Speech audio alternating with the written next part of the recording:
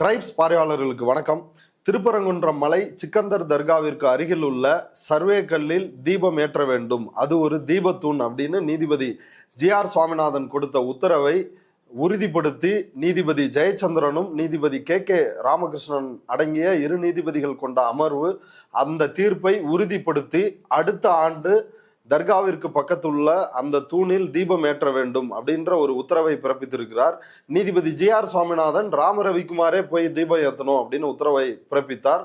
ஆனால் நீதிபதிகள் ஜெயச்சந்திரன் மற்றும் ராமகிருஷ்ணன் பொதுமக்கள் யாரும் போகக்கூடாது, கலெக்டர் மேற்பார்வையில் தேவஸ்தானம் முடிவு செய்கின்ற ஒரு குழு போய் தீபம் ஏற்ற வேண்டும். இந்த தீர்ப்புல மிக முக்கியமாக அதை ஒரு சர்வேக்கள் அப்படின்னு திட்டமிட்ட ஒரு பிரச்சாரம் தனி நபர்களால் முன்னெடுக்கப்பட்டது அப்படின்னு தீர்ப்புல நீதிபதிகள் குறிப்பிட்டிருக்கிறாங்க. அது மட்டுமின்றி உச்சிப்பிள்ளையார் கோயில், பாரம்பரியமாக தீபம் ஏற்றப்படுகின்ற உச்சிப்பிள்ளையார் கோயிலில் உள்ள தூண், அதுதான் தீபத்தூண் அப்படின்றதுக்கு போதுமான ஆதாரங்களை அறநிலையத்துறை தரப்பிலோ அரசு தரப்பிலோ தரப்படவில்லை அப்படின்ற ஒரு விஷயத்தை குறிப்பிட்டிருக்கிறாங்க. மேலும் மாவட்ட நிர்வாகம் மத கலவரம் அப்படின்ற பேர்ல ஒரு இமேஜினரி கோஸ்ட், ஒரு கற்பனையான பேயை உருவாக்கி அங்க தீபம் ஏற்ற விடாமல் தடுத்திருக்கிறாங்க அப்படின்னு சொல்லிருக்கிறாங்க. அது மட்டுமின்றி தர்கா, அந்த சர்வேக்கள் தர்காவுக்கு சொந்தமான இடத்தில் இருக்குது அப்படின்னு வக்ஃபு வாரியம் தரப்புல தர்கா தரப்புல மோசடியா வாதங்களை முன் வச்சிருக்கிறாங்க அப்படின்னு அதையும் நீதிபதிகள் கண்டித்திருக்கிறார்கள். இதனுடைய உச்சகட்டமாக இதுக்கு முன்னாடி காலங்காலமாக அது இந்து கோயில்கள் மற்றும் இந்து கட்டமைப்பு உள்ள மலையாகத்தான் இருந்தது. ஆனால் பிற்காலத்தில் சமண இஸ்லாமிய போதகர்கள் அல்லது படையெடுப்பாளர்கள் அவர்களது காலத்திற்கு பிறகுதான் அங்கு சமணர் கல்வெட்டுகளும் இந்த சிக்கந்தர் தர்காவும் வந்திருக்குது அப்படின்னு நீதிபதிகள் தங்களுடைய தீர்ப்பிலேயே குறிப்பிட்டிருக்கிறாங்க. இது குறித்து நீதிமன்றத்திலும் மக்கள் மன்றத்திலும் தொடர்ச்சியாக போராட்டங்களை முன்னெடுத்து வருபவர் மக்கள் உரிமை பாதுகாப்பு மையத்தின் மாநில ஒருங்கிணைப்பாளர் தோழர் வாஞ்சிநாதன் நம்மோட இணைஞ்சிருக்கிறார். வாங்க அவர்கிட்ட பேசலாம். தோழர் வணக்கம். வணக்கம். தோழர், நீதிபதி நேற்று தன்னோட தீர்ப்புல 167வது பக்கத்துல அந்த சிக்கந்தர் தர்கா, குதிரை சுனை, அப்புறம் குதிரை சுனை மடு, அப்புறம் தீபத்தூண் அப்படின்னு குறிப்பிட்டு ஒரு இமேஜை காட்டி ஒரு தீர்ப்பை சொல்லிருக்கிறாரு. இது ஆதாரப்பூர்வமாக வழங்கப்பட்ட தீர்ப்பா, நீங்க இந்த தீர்ப்பு செல்லத்தக்கதல்ல அப்படின்னு சொல்லியிருக்கிறீங்க. உங்களுடைய கருத்து என்ன? மதுரை உயர் நீதிமன்ற கிளையின் 2 நீதிபதிகள் திரு ஜெயச்சந்திரன் கே ராமகிருஷ்ணன் வழங்கிய தீர்ப்பில் அனெக்சர் ஏ அப்படின்னு இப்படி ஒரு படம் போட்டிருக்கிறாங்க. அனெக்சர் பி என்று இந்த தூண் படத்தை போட்டிருக்காங்க.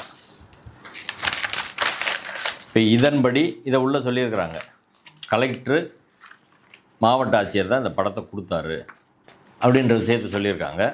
அந்த மாவட்ட ஆட்சியர் கொடுத்த படத்தை நாங்கள் இணைச்சிருக்கிறோம் அப்படின்னு சொல்லிட்டு அதுக்கப்புறம் இந்த தூண் எப்படி இருக்குன்னு டிஸ்கிரைப் பண்ணியிருக்காங்க. இதான் அதில் விஷயம். இப்போ இதை பேஸ் பண்ணி இந்த படம் எதுக்கான ரெஃபரன்ஸ் மாதிரி அவங்க கொடுத்தாங்க அப்படின்னா, ஒரிஜினலாக இது நீதிமன்றத்தில் மாவட்ட ஆட்சியர் தரப்பில் கொடுக்கல. நான் அன்றைக்கி நீதிமன்றத்தில் இருந்தேன். ராம ரவிக்குமார் அவங்க தரப்பு வழக்கறிஞர்கள், வள்ளியப்பன் என்ற ஒரு சீனியர் அட்வொகேட் வந்தார்.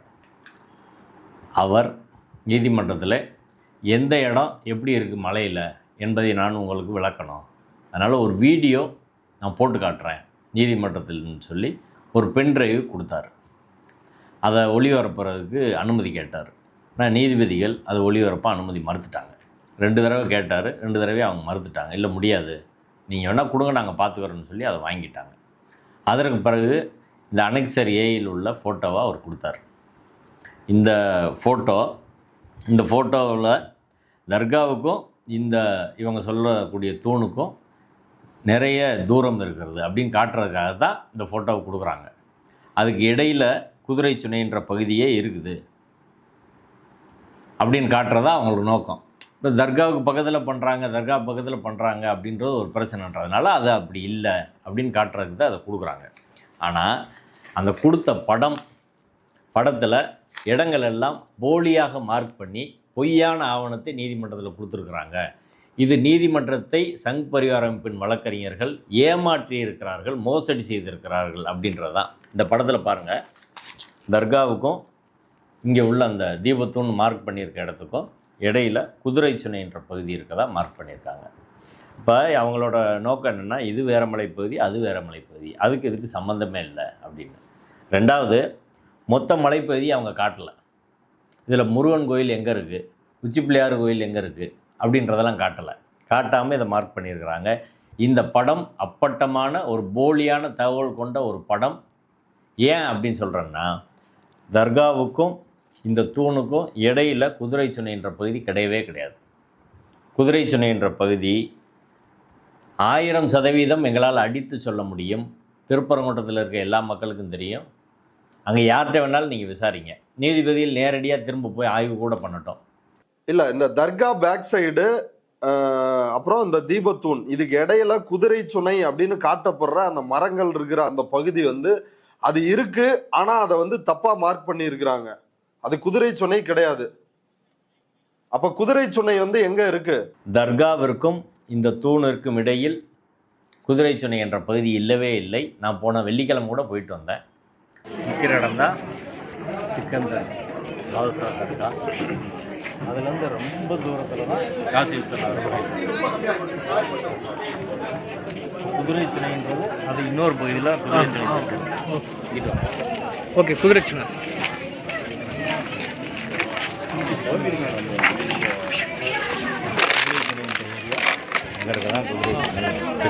நல்லா தெரியுதுல்ல இருந்தா. ஆமாம்,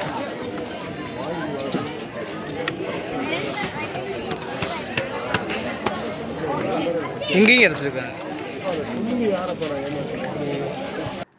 தர்காவுக்கு எதிர்பகுதியில் இது பின்பகுதி, முன்பகுதிக்கு முன்பாக நெல்லித்தோப்புக்கு அந்த பக்கம் இருக்கிற பகுதி தான் குதிரை சுனை மேடு, குதிரை சுனை திட்டு, குதிரை சுனை மேடு அப்படின்னு சொல்லக்கூடிய இடம்.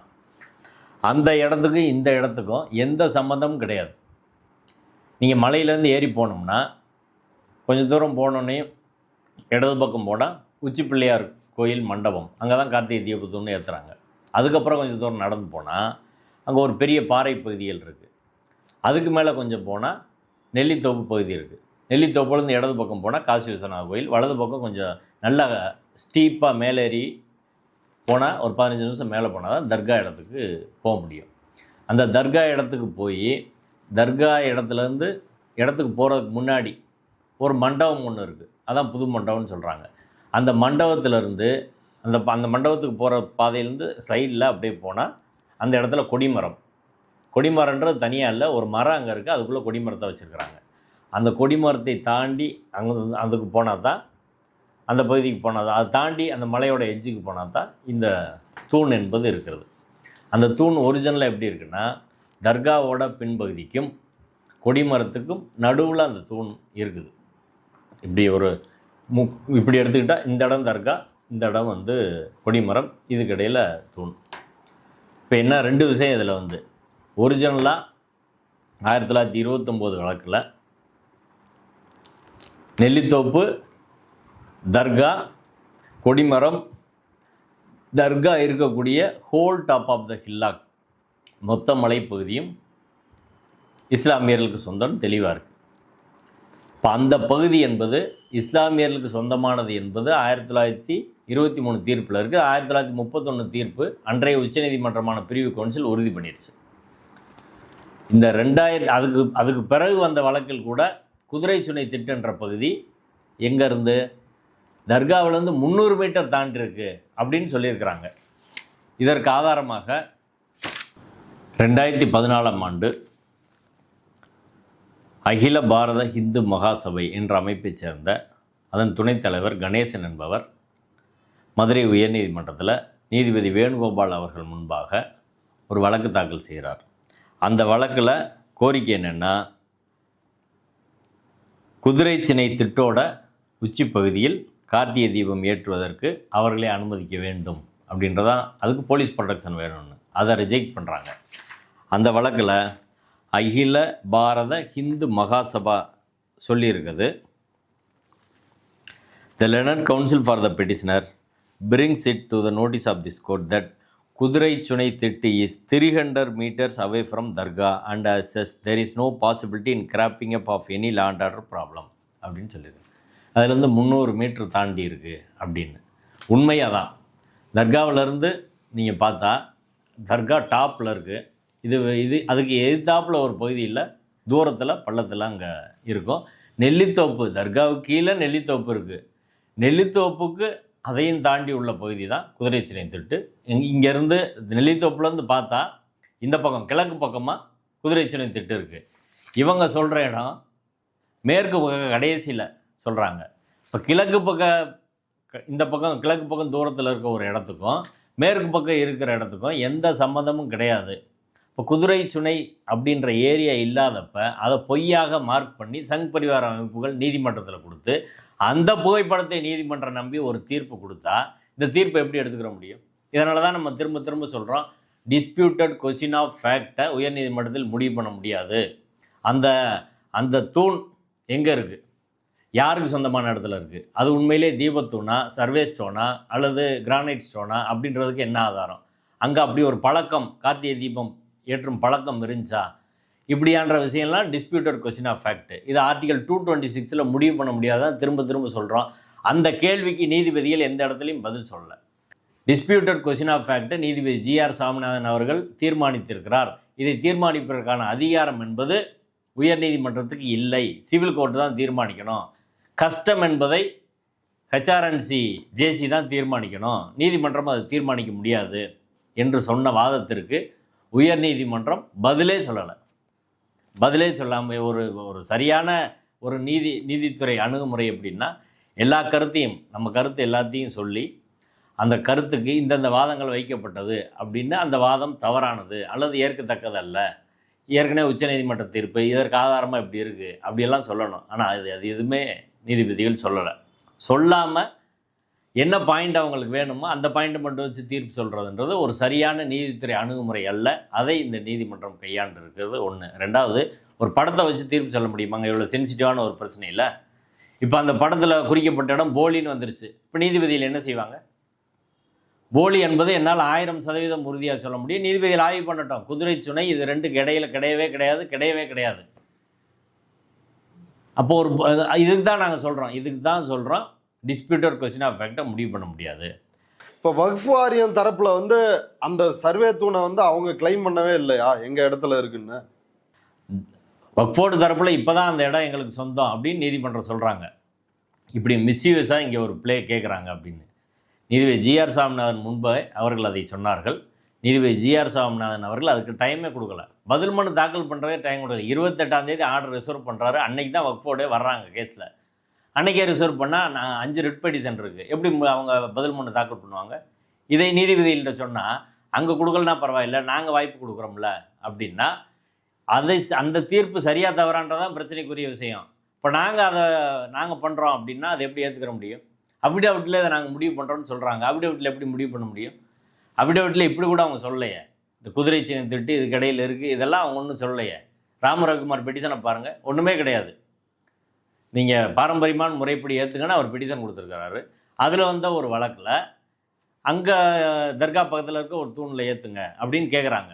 இதே வழக்கு இதே நீதிபதி நான் இப்போ வாதித்த தீர்ப்பில் நீதிபதி திரு வேணுகோபால் அவர்கள் மிக தெளிவாக சொல்லியிருக்காரு. It is also the stand of the respondent 1 and 2 that from the year 1994 onwards cadres of Hindu Munani are urging to have the Deevam lighted in the stone pillar up top of the hill which is situated very near to Sultan Sikandar Awliya Dargah. தர்கா பக்கத்தில் இருக்க தூணில் stone pillar தூணில் தீபம் ஏற்றணும் அப்படின்னு சொல்லி இந்து முன்னணி கேட்டிருக்காங்கன்னு சொல்லி அந்த வழக்கே தள்ளுபடி ஆயிடுச்சு.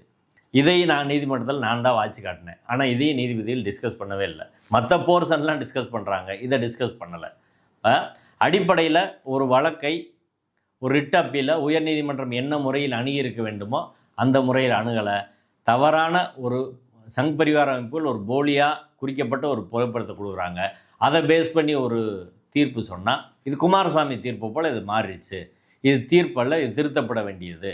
இது காலங்காலத்துக்கு ஒரு ஹிஸ்டாரிக்கல் இதாக இருக்கக்கூடியது ஒன்று. ரெண்டாவது, ஸ்டேட் கவர்மெண்ட்டை அவங்க கடுமையாக விமர்சனம் பண்ணுறாங்க. விமர்சனம் பண்ணுங்க, நான் ஒன்றும் சொல்லலை. ஆனால் அதே சமயம் சென்ட்ரல் கவர்மெண்ட்டில் இருக்கவங்களும் பேசுகிறாங்கல்ல. அமித்ஷா பேசினார், தர்மேந்திர பிரதான் பேசினார், மோகன் பகவத் பேசுகிறாரு, நயினார் நாகேந்திரன் பேசுகிறாரு, அண்ணாமலை பேசுகிறாரு. எல்லாரையும் கேட்கணும்ல. ஒரு நீதிமன்றம் நடுநிலையோடு இருக்க வேண்டும் என்றால் எல்லா தரப்பையும் கண்டிங்க. இது அரசியல், 1 வருஷம் இது அரசியல் பண்ணிகிட்டு இருக்கிறது யார்? நீதிமன்றத்துக்கு தெரியாதா? நீதிபதிகள் பேப்பர் படிப்பாங்களா, டிவி பார்க்க மாட்டாங்களா? தெரியும்ல. இது ஒரு பொலிட்டிக்கல் அஜெண்டா தான் நம்ம திரும்ப திரும்ப சொல்கிறோம். அது எல்லா மக்களுக்கும் தெரியும். அவங்க பக்தர்கள் அப்படின்னு ராம ரவிக்குமார் பக்தரா? ராம ரவிக்குமார் ஒரு அரசியல் இயக்கத்தை சேர்ந்தவர் நீதிபதியில் தெரியாதா? பக்தர்கள் கேட்குறாங்கன்னா அடுத்து வேற இன்னும் 10 பேர் 10 இடம் கேட்பாங்க, அதை கொடுக்க முடியுமா சொல்லுங்கள்? அடிப்படையில் இந்த தீர்ப்பு, இந்த படத்தின் அடிப்படையில் வழங்கப்பட்ட ஒரு தீர்ப்பு, இந்த தீர்ப்பு தவறாக இருக்கிறது. இது திருத்தப்பட வேண்டியதுதான் என் கருத்து. இப்ப ஏற்கனவே 1923 தீர்ப்பு, ராமையர் தீர்ப்பு, அது என்ன சொல்லுது? இது யாருக்கு சொந்தம் அப்படின்னு சொல்லியிருக்காங்களா?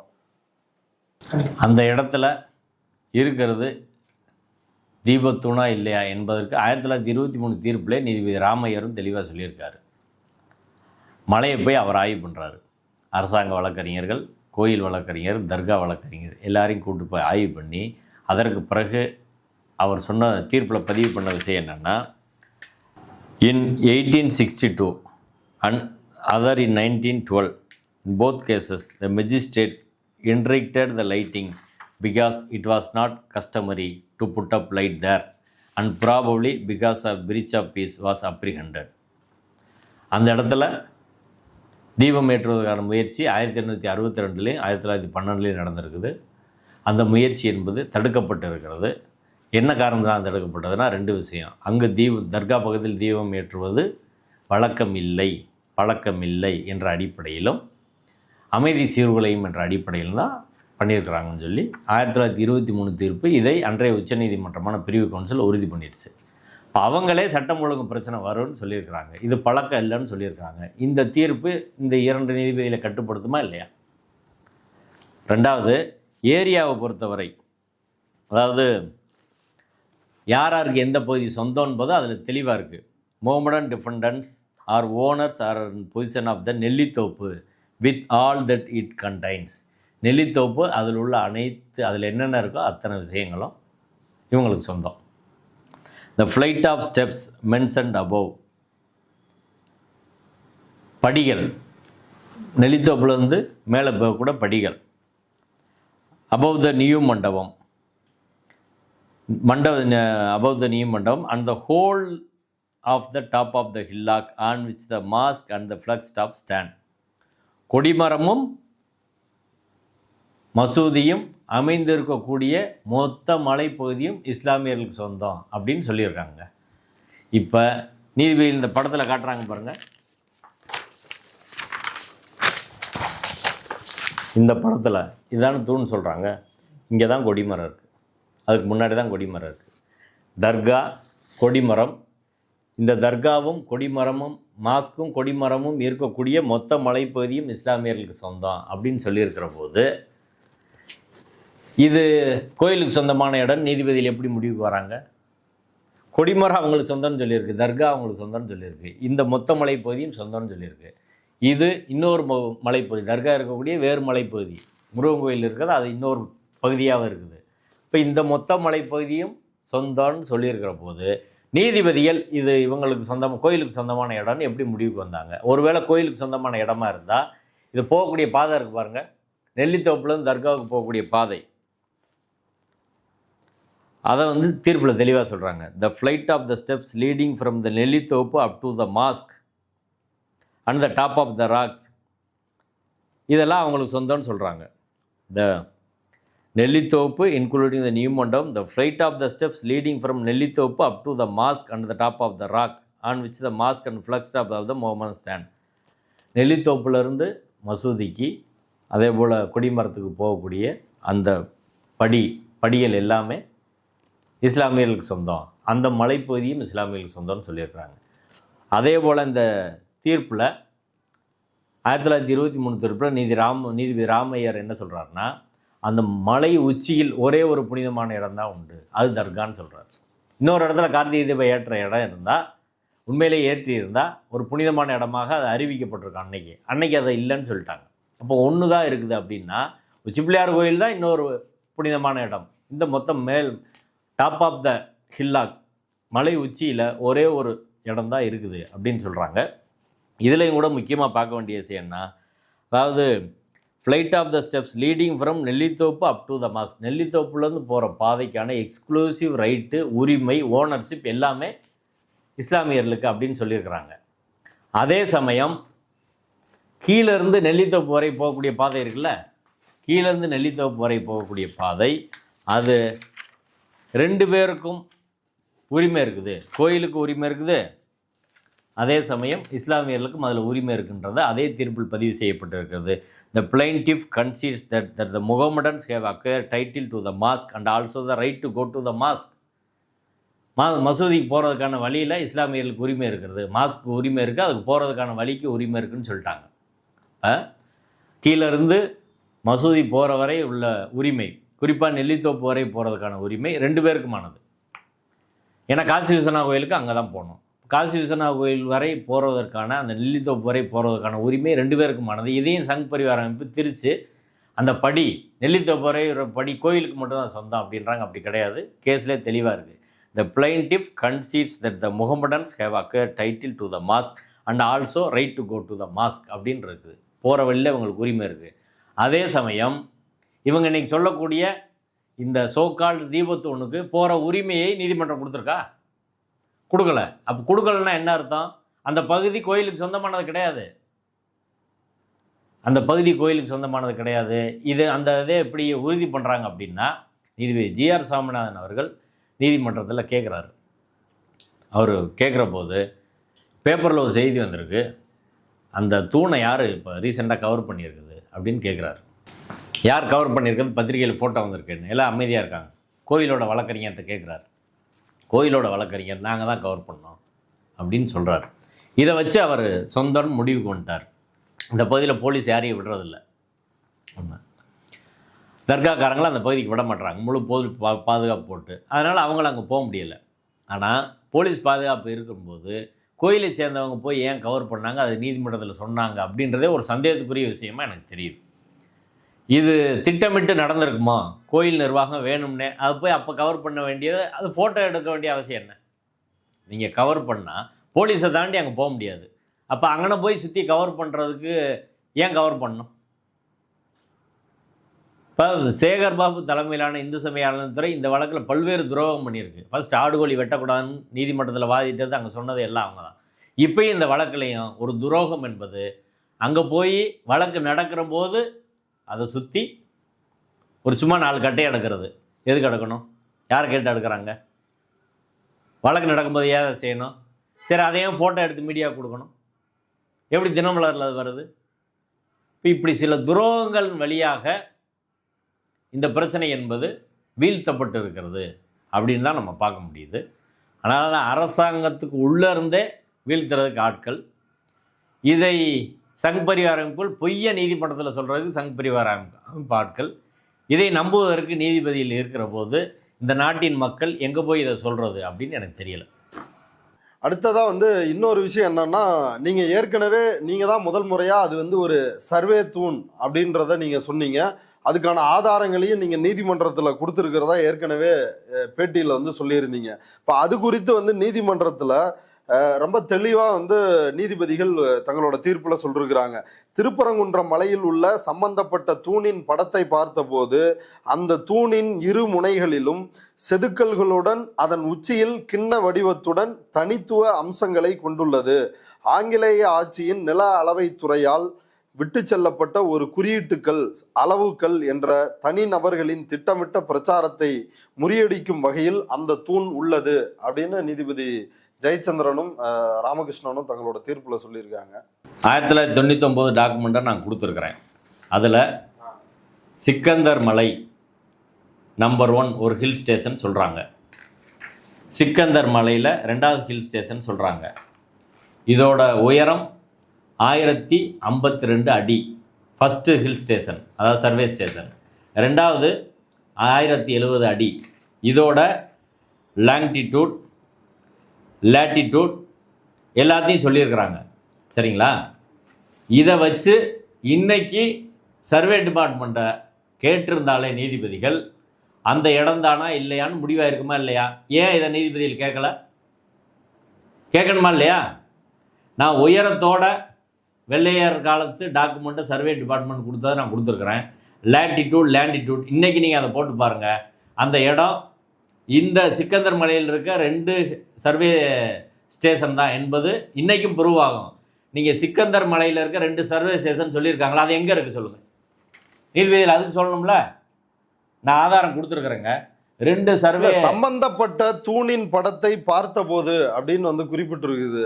அந்த படத்தை பார்த்து வந்து அது வந்து கிண்ண வடிவத்துல இருக்கு, அதுல சிற்ப வேலைப்பாடுகள் இருக்குது, செதுக்கல்கள் இருக்குது அப்படின்னு இவ்வளவு விஷயங்களை வந்து நீதிபதிகள் சொல்லிருக்கிறாங்களே, அதை பத்தி நீங்க ஒரு இந்த ஒரு வழக்கறிஞரா படத்தை அனெக்சர் பி படத்தை வச்சு ஒரு தீர்ப்பை நீதிமன்றம் சொல்ல முடியுமா சொல்லுங்க. நேராக கூட போய் இவங்க பார்க்கல. இப்படி சொல்றது போது இந்த படத்தை கொடுத்து 2 தரப்பட்டே கருத்து கேட்கணுமா இல்லையா? இதில் நாங்கள் சொன்ன முக்கியமான விஷயம் அந்த டாக்குமெண்ட்டில் உள்ளதில், அதில் இந்த ஸ்டோனுக்கு கீழே இந்த தூண் இருக்கு பாருங்க, இதுக்கு கீழே எடுத்தீங்கன்னா அதில் ரவுண்ட் போட்டு ஒரு மார்க் இருக்கும். அதான் சர்வே ஸ்டோன் என்பதற்கான அடையாளம். இந்த ஸ்டோனுக்கு பக்கத்தில் இருக்கக்கூடிய இன்னொரு ஸ்டோனில் உடஞ்சிருச்சது. அந்த ஸ்டோனில் இப்போயும் நீங்கள் போய் பாருங்கள், அதில் உடஞ்ச இடத்துல கீழே ஒரு வட்டம் போட்டு ஒரு புள்ளி குறிக்கப்பட்டிருக்கும். அதான் சர்வே ஸ்டோன் என்பதற்கான அடையாளம். இதைத்தான் நாங்கள் நீதிமன்றத்தில் சொல்லியிருக்கோம். சர்வே ஸ்டோன் என்பதற்கான அடையாளம் இந்த கல்லுக்கு கீழே ஒரு ரவுண்ட் போட்டு ஒரு மார்க் இருக்கும் அப்படின்னு வெள்ளையர் காலத்து டாக்குமெண்ட்டில் இருக்குது. இந்த தூணை ஆய்வு பண்ணால் அது தெரியும்னு. அப்போ இந்த கல்லை எடுத்துட்டு மேலே உள்ள அந்த கல்லை எடுத்துட்டு பார்த்தா தான் அது தெரியும். அதை பார்க்காமையே நீதிபதிகள் இல்லைன்னு எப்படி முடிவுக்கு வந்தாங்கன்னு சொல்லுவாங்க. நாங்கள் சொல்லியிருக்க விஷயம், இந்த கல்லை எடுத்துகிட்டு பார்த்தா அது கீழே ரவுண்ட் போட்டு ஒரு மார்க் இருக்கும், பக்கத்தில் இடத்துல அதே போல் இருக்குது அப்படின்னா இதை எடுத்து பார்க்கணும்ல. இது எடுத்து பார்க்காம இது வட்டம் போல் இருக்குது, சிற்ப வேலைப்பாடு இருக்குது, என்ன சிற்ப வேலைப்பாடு இருக்குதுன்னு நம்மளுக்கு தெரியலை. ஒரு ஒரு ஒரு தூணுன்றது இப்படி வச்சிருக்கிற வாய்ப்பு இருக்குல்ல, அங்கே கிடந்த தூணை எடுத்து கூட அவங்க பயன்படுத்தியிருக்கலாம், அது பிரச்சனை கிடையாது. அது சர்வே ஸ்டோனாக பயன்படுதா இல்லையா அந்த இடத்துல அப்படின்றதா விஷயம். அதை எடுத்து பார்த்தா தானே தெரியும். எடுத்து பார்க்காம எப்படி நீதிபதிகள் சொல்கிறாங்க? இப்ப அடுத்த நீதிபதிகள் என்ன சொல்றாங்கன்னா, சந்தேகத்திற்கு இடமின்றி அது தீபத்தூண் தான். கார்த்திகை தீபத்தின் போது இந்துக்களால் தீபம் ஏற்ற இது பயன்படுத்தவில்லை என்றும், மாறாக சமணத்துறவிகள் இரவில் கூடி விவாதிப்பதற்காக பயன்படுத்திய விளக்குத்தூண் என அறநிலைத்துறை தரப்பில் தெரிவிக்கப்பட்டது. மேலும் சிலர் திருவிழா காலங்களில் வெளிச்சத்துக்காக விளக்கேற்றும் தூண் என்று சொன்னார்கள். ஆனால் கோயிலுக்கு சொந்தமான மலை உச்சியில் தீபத்தூணில் விளக்கு ஏற்ற அனுமதித்தால் பொது அமைதிக்கு குந்தகை ஏற்படும் என்று அரசு அஞ்சுவது அபத்தமானது. அரசு தூண்டிவிட்டால் மட்டுமே இத்தகைய குழப்பம் ஏற்படும். தங்களின் அரசியல் நோக்கங்களை நிறைவேற்றி கொள்ள ஒரு அரசு இவ்வளவு தரம் தாழ்ந்து செயல்படக்கூடாது அப்படின்னு வந்து சொல்லிருக்கிறாங்க. அரசு தான் கலவரத்தை வந்து தூண்டி விடுறதா குற்றச்சாட்டை நீதிபதிகள் வச்சிருக்கிறாங்க. அதாவது திமுக அரசை நீதிபதிகள் கடுமையாக அப்படி குற்றம் சாட்டியிருக்கிறாங்க. பரவாயில்லை, குற்றம் சாட்டணும், ஒன்றும் பிரச்சனை இல்லை. இதில் யார் யார் அரசியல் செய்தார்களோ அவர்கள் எல்லாரையும் குற்றம் சாட்டுவது தானே சரியாக ஒரு நீதிமன்றம் நடுநிலையாக ஒரு பிரச்சனையை அணுகிறது அப்படின்னு மக்கள் நம்புவாங்க. மோகன் பகவத்துக்கு இந்த பிரச்சனைக்கு என்ன சம்மந்தம்? ராம ரவிக்குமாருக்கு மோகன் பகவத்துக்கு என்ன சம்மந்தம்? மோகன் பகவத் இந்த வழக்கு நீதிமன்றத்தில் நிலுவையில் இருக்கிற போது இந்த பிரச்சனை இந்துக்களுக்கு சாதகமாக தீர்க்கப்பட வேண்டும் என்று நீதிமன்றத்தை மிரட்டினாரா இல்லையா? மோகன் பகவத்தை இந்த நீதிமன்றம் ஏன் கண்டிக்கலை? சரி, இது ஒரு மத நடவடிக்கை, ஒரு தீபம் ஏற்றக்கூடிய அப்படி ஒரு விஷயம்னா, இந்த பிரச்சனைக்கு ஏற்கனவே நயினார் நாகேந்திரன் அங்கே எதுக்கு போனார்? திருப்பரங்குன்றத்துக்கு. காடேஸ்வரா சுப்பிரமணியம் ஏன் போகிறாரு? அர்ஜுன் சம்பத் ஏன் போகிறாரு? தமிழிசை ஏன் பேசுகிறாங்க? அமித்ஷா பேசுகிறாரு. சிக்கந்தர் மலைன்றாங்க அப்படின்னு. ஆமா, அப்படின்னு மதுரையிலே வந்து பொய்யான குற்றச்சாட்டை திமுக அரசு மீது அவர் வைத்தார். சிக்கந்தர் மலையா மாற்ற முயற்சி பண்றாங்க அப்படின்னு ஒரு பொய்யான குற்றச்சாட்டை அமித்ஷா வைத்தார். ஹச்ராஜா திருப்பரங்குன்றத்தை அயோத்தியா மாற்றுவோன்னு இதே நீதிமன்றத்தில் இன்னைக்கு வழக்கை விசாரித்து தீர்ப்பு சொன்ன நீதிபதி ஜெயச்சந்திரன் அவர்கள் பிப்ரவரி 4ஆம் தேதி அவர் டிவிஷன் பெஞ்சில் இருந்தார். அப்போ கிரிமினல் வழக்கில் விசாரிச்சுட்டு இருந்தார் ஹெச்இபி எல்லாம். அப்போது அவரிடம் இந்த வழக்கு வந்தபோது அவர்கிட்ட உறுதிமொழி கொடுத்து விட்டு நாங்கள் வன்முறை தூண்டுவதில் பேச மாட்டோம் என்று சொல்லிவிட்டு சொன்ன 1 மணி நேரத்தில் அங்கே போய் அயோத்தியா நாங்கள் மாற்றுவோம் அப்படின்னு பேசினார் ஹச்ராஜா. இப்போ இதில் அரசியல் செய்வது யார் அப்படின்னா திமுக காரங்க நேரடியாக அங்கே யாரும் போல. தர்மேந்திர பிரதான் அவர் வந்து ஃபுல்ஸ்ன்னு திட்டினார, நீதிபதியை வந்து ராஜினாமா பண்ணணும்னு சொல்றோம். இப்போ பாஜக, ஆர்எஸ்எஸ், சங் பரிவார் அமைப்புகள் இதை அரசியல் செய்கிறாங்களா இல்லையா? தமிழ்நாட்டு மக்கள் பார்த்துட்டு தானே இருக்காங்க. இப்போ அவங்களையே நீதிமன்றம் கண்டிக்கலை? கண்டிச்சா எல்லாரையும் கண்டிங்க, திமுக அரசை மட்டும் கண்டிச்சா அப்போ இந்த தீர்ப்பு எப்படி நடுநிலையோடு இருக்கும் அப்படின்னு மக்கள் சிந்திப்பாங்களா இல்லையா? இப்போ இதில் பிஜேபி அரசியல் பண்ணுறது உலகத்துக்கே தெரிஞ்சுங்க, இருக்கா இல்லையா? ஒரு வருஷமாக அதை பண்ணுறாங்க. முருகன் மாநாட்டில் கூட இதுக்கு தீர்மானம் போட்டாங்க.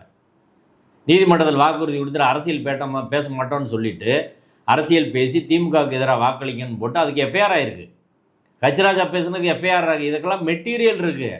ஆனால் திமுக அரசாங்கம் ஒரு கன்சிஸ்டன்ட் ஸ்டாண்டு கோயில் சார்பில் எடுக்கிறாங்க, அதைத்தான் எடுத்தாங்க. இப்போ நான் ஒன்று கேட்குறேன், 2 விஷயம். அரசாங்கம் லா அண்ட் ஆர்டர் உருவாக்குதுன்னு சொல்கிறாங்க. லா அண்ட் ஆர்டர் பிரச்சனை அங்கே ஏற்றுனா வரும்னு சொல்லி நீதிபதி ராமையர் சொல்லியிருக்காரு. அது லா அண்ட் ஆர்டர் அவர் இந்த நோக்கத்தோடு தான் சொன்னாரா? 1996 தீர்ப்பில் லா அண்ட் ஆர்டர் வருன்ற விஷயம் இருக்குது. நீதிபதி கனகராஜ் தீர்ப்புலேயே அது வருது. நிறைய எஃப்ஐஆர் ரிஜிஸ்டர் ஆகிருக்கு அப்படின்றது வருது. அவர் அந்த நோக்கத்திலாம் சொன்னாரா? தர்கா இடத்த முடிவு பண்ணும்போது தர்கா பக்கத்தில் இருக்கக்கூடாது அப்படின்னு அவர் சொல்கிறாரு. அது என்ன காரணம்னு சொல்கிறாரு? 3வது, நீதிபதி வேணுகோபால் அவர்கள் தீர்ப்பில் இதே பிரச்சனை வருது. அப்போ அவங்க எல்லா ஒரு மதத்தோட வழிபாட்டு உரிமையை பறித்து நீங்கள் மயில் செல்ல முடியாது அப்படின்னு சொல்கிறாங்க. லா அண்ட் ஆர்டர் விஷயம் அங்கே வருது. நீதிபதி கல்யாண சுந்தர தீர்ப்பில் law and order peace and ட்ராங்குவலிட்டியை மெயின்டைன் பண்ணணும்னு சொல்கிறாங்க. நீதிபதி M.M. சுந்தரேஷ் தீர்ப்பில் சொல்கிறாங்க. இப்போ லா அண்ட் ஆர்டரை இவங்க தான் கிரியேட் பண்ணுறாங்க அப்படின்னா இன்றைக்கி திமுக அரசு கவர்மெண்ட் வரும்போது தான் இந்த பிரச்சனையா? இதில் ஒரு 40 வருஷமாக இந்த பிரச்சனை இந்து முன்னணி அமைப்பு சேர்ந்தவங்க பண்ணிகிட்டு இருக்காங்க. எம்ஜிஆர் காலத்திலே பிரச்சனை அவர் இதே ஸ்டாண்டு தான் எடுத்திருக்காரு. 1994 ஜெயலலிதா அவர்கள் காலத்தில் பிரச்சனை நிறைய எஃப்ஐஆர் ஆகிருக்கு. ஜெயலலிதா அவர்களும் இதே ஸ்டாண்டு தான் எடுத்திருக்கிறாங்க. உச்சி பிள்ளையார் கோயிலில் மட்டும்தான் ஏற்றுவோம், தர்கா பக்கத்தில் ஏற்ற விட மாட்டோம். 2014 ஜெயலலிதா அவர்கள் பிரச்சனை வந்தபோது இதே ஸ்டாண்டு தான், தர்கா பக்கத்தில் ஏற்ற விட மாட்டோம், அது பிரச்சனையாகும், அதனால் உச்சி பிள்ளையார் கோயில். 2017 எடப்பாடி அவர்கள் ரிட் அப்பீலில் இதே ஸ்டாண்டு தான் எடுத்திருக்கிறாரு. அந்த முதல்வர்கள் எல்லாம் இப்போ நீதிமன்றம் கண்டிக்கணும்னா தமிழ்நாடு அரசு இந்த அரசை மட்டும் கண்டிக்கக்கூடாது, திமுக அரசை, எம்ஜிஆர் அரசை கண்டிக்கணும், ஜெயலலிதா அரசை கண்டிக்கணும், எடப்பாடி அரசை கண்டிக்கணும், எல்லாரையும் கண்டிக்கணும். இப்போ அதில் கவர்மெண்ட்ன்றதே இல்லைங்க. முதல்ல கோயில் சொல்லுது, மலையில் நாங்கள் ரொட்டீனாக தீபம் எடுத்துகிற இடத்துல கார்த்திகை தீபம் ஏற்றி விட்டோம். ஒரு மலையில் ஒரு இடத்துல தான் ஏற்ற முடியும், ஒரு மலையில் 2 இடத்தில் தீபம் ஏற்றுவது வழக்கம் எங்களுக்கு கிடையாது. மிக தெளிவாக அவங்க நீதிமன்றத்தில் சொல்கிறாங்க. whether it is a merely a survey or measurement structure, whether it is truly a Deebathun intending for lighting, there is no evidence either in the present case or earlier case unconnected to any Hindu ritual practice ன்னு சொல்கிறாங்க. இது survey ஸ்டோனா இல்லை தீபத்தூனா, இது எப்போ வந்துச்சு, இதுக்கெல்லாம் எந்த ஆதாரமும் கிடையாது ஒன்று சொல்கிறாங்க. 2வது, இந்து ரிச்சுவலுக்கு கோயில் ரிச்சுவலுக்கு எந்த தொடர்பும் இல்லைன்னு சொல்கிறாங்க. நீதிபதிகள் தீர்ப்பில் இன்னொரு விஷயம் சொல்கிறாங்க. அதாவது அதில் ஒரு வேடிக்கையான ஒரு விஷயம் என்னென்னா, கன்க்ளூஷனில் டைரக்ஷன் கொடுக்குறாங்க. வேடிக்கையான விஷயம், டில் த எண்ட் 3வது கன்க்ளூஷனில் C, the appellants have failed to produce formidable evidence to show that Agama Shastra or Saivites prohibits lighting lamp at a place which is not straight on the top of the deity in sanctum sanctorum, nor it is the case of the Devasthanam or government that lighting Diva is not a custom prevailing in Thiruparamundram Hill அப்படின்னு சொல்கிறாங்க. அதாவது இந்த மேல்முறையீட்டு மனு தாக்கல் செய்த கோயில் தரப்போ, அரசாங்கம் தரப்போ, அனைத்து சாதி அர்ச்சகர் மாணவர் தரப்போ, மற்றவர்களோ அவங்க கருவறைக்கு நேர் மேலே உச்சியில் இருக்கக்கூடிய உச்சி பிள்ளையார் கோயிலை தவிர வேறு இடங்களில் தீபம் உச்சி பிள்ளையார் கோயிலை தவிர வேறு இடத்துல தீபம் ஏற்றலாம் என்பதை தடை செய்யக்கூடிய எந்த ஆதாரத்தையும் கொடுக்கல அப்படின்னு சொல்கிறாங்க. எனக்கு இது ரொம்ப வேடிக்கையாக இருக்குது. யார் நீதிமன்றத்தை அணுகுனா? ராமரவிக்குமார் தானே. ராமரவிக்குமார் தானே அது தீபத்தூண் என்பதற்கான எவிடன்ஸை கொடுக்கணும். கோயில் சார்பில் கருவறைக்கு நேர் மேலே இருக்கக்கூடிய தீபத்தூண் உச்சி பிள்ளையார் கோயிலை தவிர வேறு இடத்தில் ஏற்றக்கூடாதுன்னு ஆகம சாஸ்திரத்தில் எப்படிங்க இருக்கும்? இந்த இடத்த தவிர வேறு இடத்துல ஏற்றக்கூடாது, இந்த இடத்துல ஏற்றலான்னு இருக்கும். இந்த இடத்தை தவிர வேறு இடத்தில் ஏற்றக்கூடாது, வேறு எந்த இடத்துலையும் ஏற்றக்கூடாது என்பதற்கான எந்த எவிடன்ஸையும் கொடுக்கலன்னு ஒரு டைரக்ஷனை கோர்ட் சொன்னால், இப்போ இது எப்படி அதை புரிஞ்சுக்கிறது அப்படின்றது எனக்கு புரியவே இல்லை. அப்படி ஒன்று ஆகமத்தில் இருக்குமா, சாஸ்திரங்கள் இருக்குமா? இந்த இடத்தை தவிர வேறு இடத்தில் ஏற்றக்கூடாது அப்படின்னு இருக்குமா, இந்த இடத்துல ஏற்றணும் அப்படின்னு இருக்குமா? இந்த இடத்துல ஏற்றுறதான் பழக்கம்னு கோயில் சொல்லிட்டாங்க. இப்போ நீதிபதிகள் சொல்கிறாங்க, nor it is the case of the Devasthanam of government that lighting தீபஸ் நாட் எ கஸ்டம் பிரிவெலிங் திருப்பரங்குன்றத்தில். அங்கே திருப்பரங்குன்றத்தில் இதில் உச்சி பிள்ளையார் கோயிலில் தீபம் ஏற்றுவது வழக்கமாக இருந்தது அப்படின்றதுக்கு அவங்க அப்படியே சொல்லவே இல்லைன்னு சொல்கிறாங்க. இது அப்பட்டமான ஒரு தவறான செய்தியை உயர்நீதிமன்றம் தனது தீர்ப்பில் பதிவு செய்திருக்கிறது. கோயில் தரப்பில் writ petition number writ appeal number வந்து 3188/2025 எக்ஸிக்யூட்டிவ் ஆஃபீஸர் ஃபைல் பண்ணுறாரு. ஒரு written notes of submission file பண்ணுறாங்க. அதில் மிக தெளிவாக சொல்கிறாங்க, although the learned judge refers to the history relating to Kartiga Deepam, he failed to take note of the long established customary practices affirmed by several binding judicial decisions regarding the place where the Deepam is traditionally lit, namely Uchipilliyar Koil and the lower hillock. A long-standing custom has the force of law and cannot be displaced by a judicial direction. Doing so would amount to an arbitrary exercise of power. அந்த இடத்துல காலங்காலமாக நாங்கள் தீபம் ஏற்றிட்டு இருக்கான அவங்க கேஸே அதான். அவங்க கேஸ் இல்லைன்னு ஜட்ஜ்மெண்ட்டில் எழுதுறாங்க. எப்படி இது ரிட்டனாக கொடுத்துருக்குறாங்கல்ல? நான் சொல்கிறேன், 12வது பாயிண்ட்டாக நோட்ஸ் ஆஃப் சப்மிஷனில் கொடுத்துருக்குறாங்க. மூத்த வழக்கறிஞர் மாசிலாமணி வந்து பேசினார். இப்போ இதன் மூலமா இப்போ இந்த ஆர்குமெண்ட்டை வந்து நீதிபதிகள் தீர்ப்புல வைக்கிறதன் மூலமா உச்சி பிள்ளையார் கோயில் காலங்காலமாக ஏற்றப்படுகின்ற உச்சி பிள்ளையார் கோயில் தீபம், கார்த்திகை தீபம்ன்றது அந்த மண்டபம் உண்மையான இடம் கிடையாது. தர்காவுக்கு பக்கத்துல இருக்கிற அந்த தூண் தான் வந்து தீபத்தூண் அப்படின்றத இன்டைரக்டா வந்து எஸ்டாப்ளிஷ் பண்றாங்களா? உச்சி பிள்ளையார் கோயில் தவிர வேற பல இடங்களில் நீங்கள் ஏற்றலாம், அதுக்கு ஒன்றும் தடை கிடையாது அப்படின்னு நீதிபதிகள் சொல்றாங்க. அது ஒரு இடமா இது தீபத்தூண். இப்போ நீதிபதி GR சாமிநாதன் அவர்களே அது உறுதியான தீபத்தூண் அப்படின்றது அதில் பழக்கம் இருந்துச்சு, அந்த தீபத்தூண் தான் கார்த்திகை தீபம் ஏற்றிக்கிட்டு இருந்தாங்க அப்படின்னு பழக்கம் இருந்துச்சுன்னு அவர் சொல்லலை. அது கோயிலுக்கு சொந்தமான இடத்துல இருக்குது. கோயிலுக்கு சொந்தமான இடத்துல இருக்கிறதுல கோயில் சொத்தை பாதுகாக்க நீங்கள் வந்து தீபம் ஏற்றுங்க அப்படின்னு தான் அவர் சொன்னார். சரிங்களா? இவங்க தீபத்தூண் இப்போ நிறுவுறாங்க. இதை நிறுவுறதை நீதிமன்றம் அஃபிடவிட் வழியாக செய்ய முடியுமா அப்படின்றதான் கேள்வி. இப்போ கோயில் என்ன சொல்கிறாங்க, அது தீபத்தூண் இல்லைன்றாங்க. அவங்க இந்த தரப்பில் அது தீபத்தூண் சொல்கிறாங்க. தீபத்தூண் என்பதற்கு என்ன ஆதாரம் கொடுத்தார் ராம ரவிக்குமார்? நீதிமன்றம் சொல்லட்டும். இன்னொரு ஆர்குமெண்ட்டை நீதிபதிகள் வந்து வச்சிருக்கிறாங்களே தீர்ப்புல, அதாவது கார்த்திகை தீபம் மற்றும் பண்டிகைகளின் போது உயரமான இடத்தில் தீபம் ஏற்றுவது வழக்கம். அதை மலையடிவாரத்திலும் அதை சுற்றியுள்ள பகுதிகளிலும் உள்ள பக்தர்கள் இந்த தீபத்தை பார்த்து வழிபடுவார்கள். திருமூலர் கூறுவது போல் ஒளி என்பது சிவபெருமானின் உருவகமாகும். உயரமான இடத்தில் விளக்கேற்றும் வழக்கம் இருக்கும் போதும் கோவில் சொத்தின் எல்லைக்குள் ஒரு இடம் கிடைக்கும் போது அது ஒழுக்கம் மற்றும் பொது கொள்கைக்கு விரோதமாக இல்லாத போது பக்தர்களின் கோரிக்கையை நிறைவேற்ற கோயில் நிர்வாகம் மறுக்க முடியாது அப்படின்றதையும் சொல்லியிருக்கிறாங்களே. இது வந்து nothing but the opinion of judges. This is not judgment. ஒரு ஜட்ஜ்மெண்ட்டு பேஸ்ட் ஆன் எவிடன்ஸ், ஒரு ஜட்ஜ்மெண்ட் வந்து பேஸ்ட் ஆன் ப்ளீடிங்ஸ், அப்படி தான் இருக்கணும். நீதிபதிகள் ஒப்பீனியனில் ஜட்ஜ்மெண்ட்டாக இருக்க முடியாது. ஏற்கனவே நீதிபதி GR சாமிநாதன் அவர்கள் அவரோட ஒப்பீனியனை தான் அந்த ஜட்ஜ்மெண்ட்டில் சொல்லியிருக்காங்க. ரிட்டப்பள்ளி இந்த நீதிபதியில் ஒப்பீனியன் அதை சொல்கிறாங்க. அதுக்கு என்ன எவிடன்ஸ்ன்னு கேட்குறோம். பாபர் மசூதி இடிப்பு வழக்கில் கீழே வந்து ராமர் கோயில் இருந்ததா அப்படின்றதெல்லாம் ஆய்வு செய்வதற்கு தொல்லியல் துறை தரப்புல வந்து நீதிமன்றத்துல இருந்து குழு போட்டாங்க. இப்படியெல்லாம் செஞ்சாங்க. அங்க எந்த ஆதாரமும் இல்லை அப்படின்ற பட்சத்திலும் அந்த இடம் வந்து இந்து அமைப்புகளுக்கு சொந்தம் அப்படின்னு அறிவிச்சாங்க. இங்க வந்து அப்படி எந்த ஒரு ஆய்வுமே இல்லாத சூழல்லையே நீதிபதிகளே தீர்ப்புலேயே அதை முடிவு பண்றாங்க அப்படின்னு புரிஞ்சுக்கலாமா? 100% எந்த ஆதாரமும் இல்லை. அதான் நான் திரும்ப சொல்றேன். நீதிபதிகள் என்ன சொல்றாங்கன்னா, அதாவது உச்சி பிள்ளையார் கோயில் பக்கத்துல தான் உச்சியில வந்து ஏத்துறது தான் வழக்கம், அப்படிதான் ஏத்தணும், அப்பதான் அந்த பக்தர்கள் பார்த்து வழிபடுவாங்க அப்படின்னு சொல்றாங்களா? அது பற்றி நீங்க என்ன நினைக்கிறீங்க? நீதிபதிகள் இப்படி ஒரு ஒப்பீனியனை சொல்றாங்களே. நீதிபதிகள் சொந்த கருத்தெல்லாம் நீதிமன்றத்தில் சொல்ல முடியாதுங்க. உச்சியில் ஏற்றுறது, உச்சியில் ஏற்றக்கூடாது, நடுவில் ஏற்றுறது, சைடில் ஏற்றுறது, இதெல்லாம் கோயில் நிர்வாகம் தான் முடிவு பண்ணணும். ஒவ்வொரு கோயிலுக்கும் ஒரு பழக்கம் இருக்குது. இப்போ திருவண்ணாமலை கோயிலில் ஒரு பழக்கம் இருக்குது.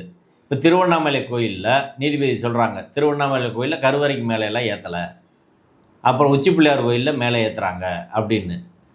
இப்போ ஒவ்வொரு கோயிலும் தனித்துவமானது. அந்தந்த கோயிலுக்கான பழக்க வழக்கம் மரபு உண்டு.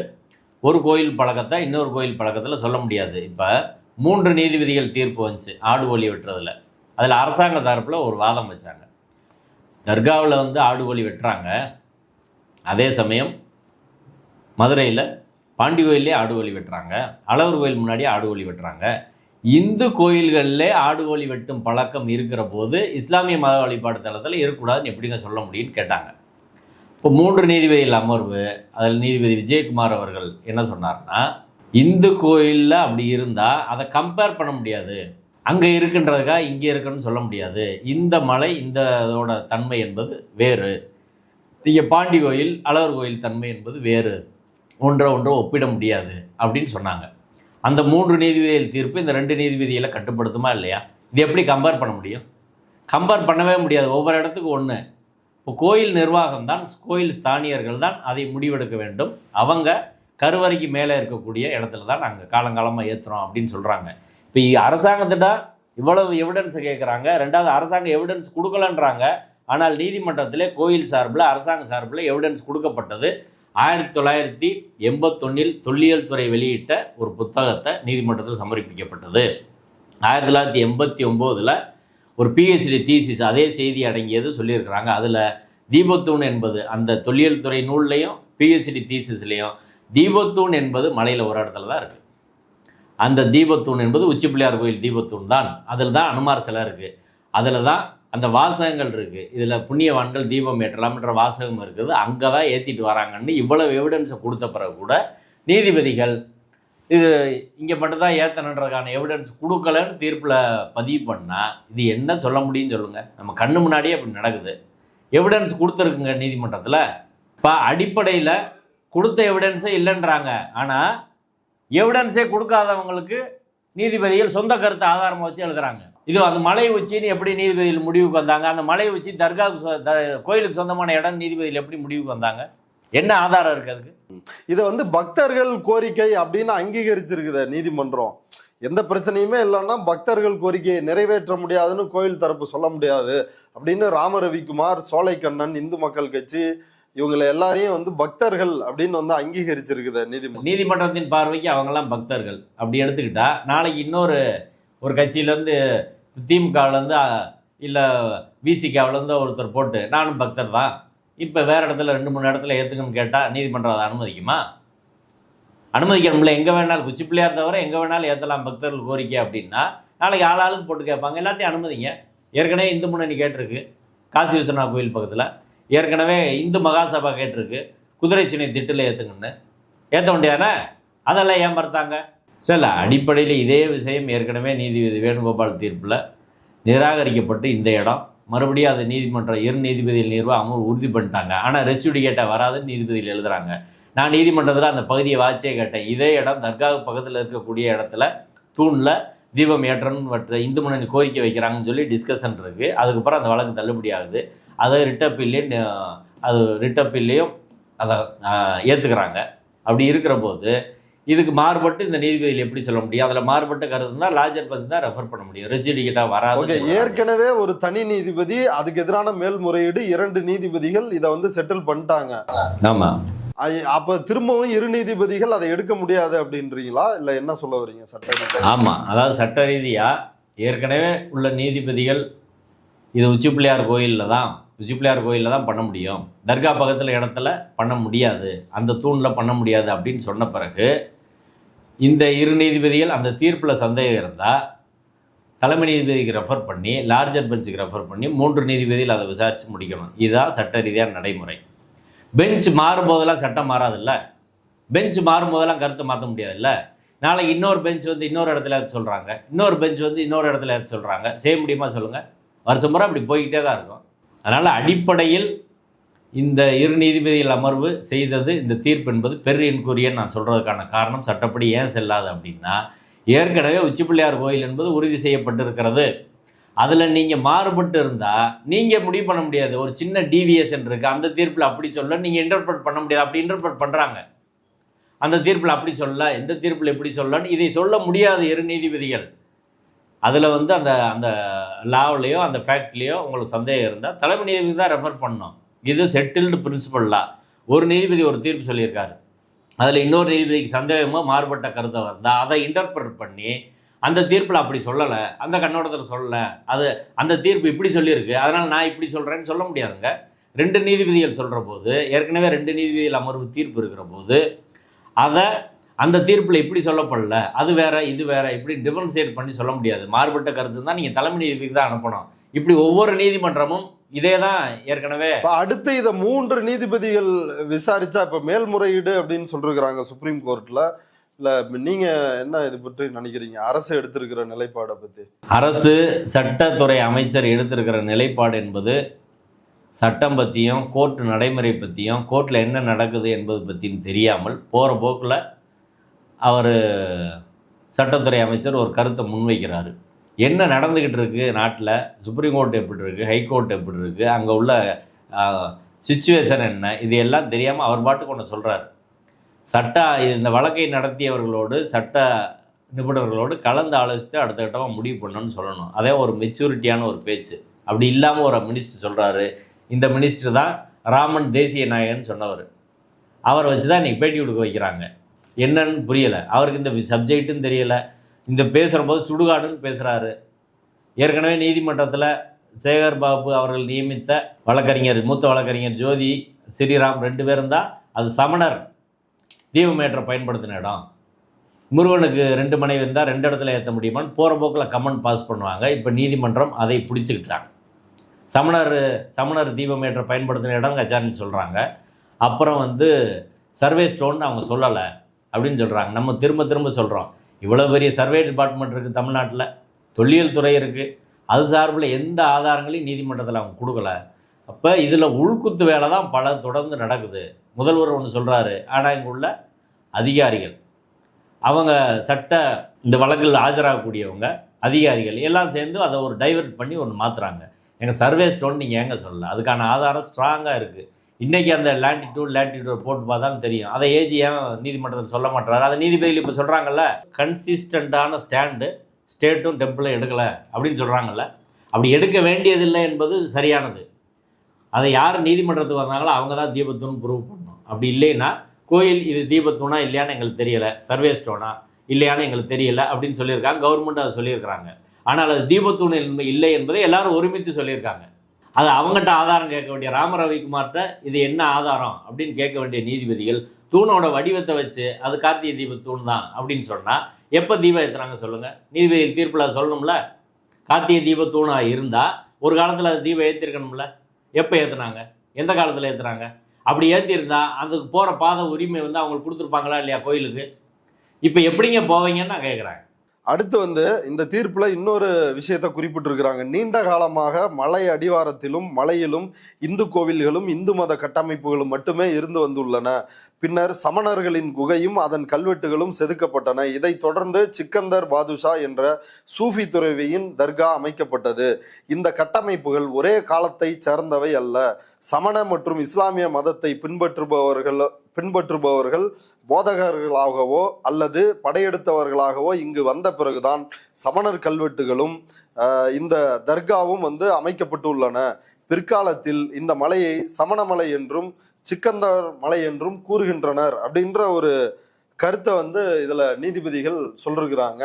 அது பற்றி என்ன நினைக்கிறீங்க? கால வரிசைப்படுத்தி ஆய்வு செஞ்சிருக்காங்களே நீதிபதிகள், அவர்கள் கூற்றுக்கு என்ன ஆதாரம் சொல்றாங்க? சமணர்கள் எப்போ வந்தாங்க அப்படின்றதுக்கு என்ன ஆதாரம், யார் கொடுத்தது? தொல்லியல் துறை ஏதாவது சொல்லியிருக்கிறாங்களா?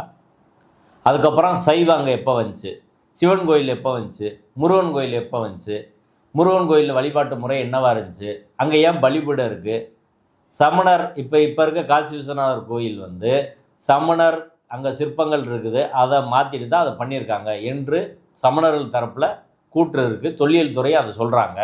இந்த டிஸ்பியூட்டுக்குள்ளே எல்லாம் நீதிமன்றம் போய் முடிவெடுக்க முடியுமா அப்படின்னா முடிவெடுக்கவே முடியாது. இதுதான் சொல்கிறோம் டிஸ்பியூட்டட் கொஸ்டின் ஆஃப் ஃபேக்ட்னு சொல்லி. இதை இதிலிருந்து 2100 வருஷத்துக்கு முன்பாகவே சமணர்கள் அங்கே வந்துட்டாங்கன்றதுக்கான தொல்லியல் ஆதாரம் தொல்லியல் துறை சொல்கிறாங்க. திருப்பரங்குன்றத்துக்கு வந்துட்டாங்க. ஆமாம். அப்போ அதற்கு பிறகுதான் எல்லாம் வந்திருக்கணுன்றது அவர்கள் தரப்பு வாதம். தொல்லியல் தரப்பு எவிடன்ஸ் இருக்குன்னு அவங்க சொல்கிறாங்க. ஒன்று. ரெண்டாவது, முருகனுக்கான வழிபாட்டு முறை என்ன? திருமுருகாற்றுப்படையில் நக்கீரர் என்ன சொல்கிறாரு? முருகனுக்கு ஆடு வெட்டி பலியிட்ட வழக்கம் இருந்துச்சுன்னு சொல்கிறாருல்ல. ஆமாம். அங்கே தமிழில் தானே வழிபாடு நடந்திருக்கும் முருகனுக்கு. எப்படி சமஸ்கிருதமாச்சு? எப்படி அந்த வழிபாட்டு முறை தடுக்கப்பட்டது? இப்போ அடிப்படை பிரச்சனை என்னென்னா, இந்த வரலாற்று தொல்லியல் ஆய்வுக்குள்ளே ஒரு நீதிமன்றம் போக முடியுமா? அப்படி போகவே முடியாது. வரலாற்றை அப்படி ரிவர்ஸ் பண்ணி மாற்ற முடியுமா? அப்படின்னா அந்த ஃபேக்டை பதிவு பண்ணலாம். நீங்கள் ரிவர்ஸ் பண்ண முடியுமானா ரிவர்ஸ் பண்ணுங்கள். முருகனுக்கு ஆடு கோழி வெட்டுறதுக்கு அனுமதி கொடுங்க. சமணர்கள் இடத்த அவங்கள்ட்ட ஒப்படைங்க, கொடுத்துருவீங்களா? இப்போ வரலாற்றில் பல்வேறு மாற்றங்கள் பல்வேறு காலகட்டத்தில் நடந்திருக்குங்க. நீங்கள் வரலாற்றை ரிவர்ஸ் பண்ண முடியுமா? இப்போ வெள்ளைக்காரன் நம்மளை ஆண்டான், இன்றைக்கி படம் இருக்குது. நம்ம வெள்ளைக்காரனை எப்படி வாங்குறதுக்கு, பழி வாங்குறதுக்கு திரும்ப படையெடுத்து போய் இங்கிலாந்தை பிடிச்சி நம்ம ஒரு 400 வருஷம் ஆழ்வன்னு போக முடியுமா சொல்லுங்கள்? எல்லாத்தையும் அப்படி எல்லாத்தையும் கிளைம் பண்ணா தமிழ்நாட்டில் இந்தியாவில் ஏகப்பட்ட கோயில், சமணர் கோயில், ஏகப்பட்ட கோயில், புத்த கோயிலாக இருக்கும். திருப்பி கொடுத்துருவோமா எல்லாத்தையும்? ஆமா, ஏன்னா வேதங்கள்ல வந்து இதுவே இல்லையே, கோயில் கட்டமைப்பு இருந்ததுக்கான ஆதாரமே இல்லையே. எதுல சொல்றீங்க? வேதங்கள்ல அப்படி எந்த கோயில்கள் இருந்ததுக்கான ஆதாரங்களே வேதங்கள்ல இல்லையே. அவங்க வேத மரபை பின்பற்றுறவங்க கோயிலே கிடையாதுங்க. ஆனா கோயிலுக்குள்ள வந்து அவங்க உட்கார்ந்துட்டு இருக்காங்க. அவங்கள திருப்பி வெளியே அனுப்பிடுவோமான்னு சொல்லுங்க. வேத மரபை பின்பற்றுபவர்களுக்கு கோயில் வழிபாடே கிடையாது, தீ வழிபாடு மட்டும்தான். கோயில் வழிபாட்டை அவங்க ஏத்துக்கிற மாட்டாங்க.